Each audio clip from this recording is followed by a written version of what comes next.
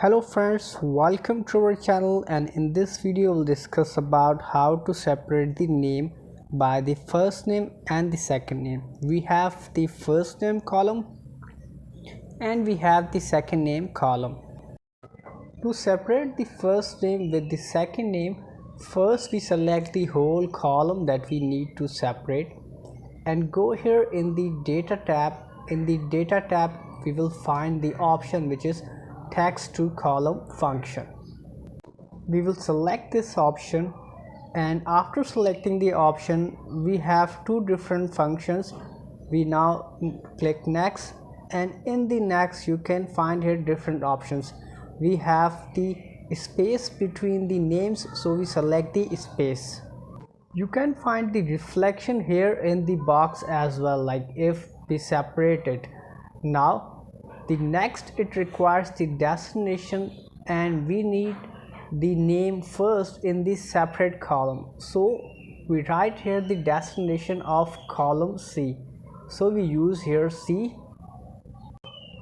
After selecting the destination, we simply need to use here finish option, and after finishing it gives us the prompt message, and we only need to press OK, and you can see this is how we can separate the first column and the second column.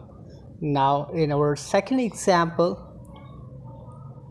we have given the details which includes the first name, second name and the date of birth, and we need to find first name, last name and date of birth. To find these details, you can see here we have spaces between these details, and we can separate it by using the comma option. So we select the whole column, again go here in the data tab and TextToColumn function, and in this function we simply go here in the next, and you can see here the details. Select the next option, and here it says space, so we need to select here comma because in our details we have comma. Now next, and in the last it says destination, so our destination is D column, so type here D, and after that we need to finish it. Now only need to write here or press here OK, and after pressing here you can see we get all these details.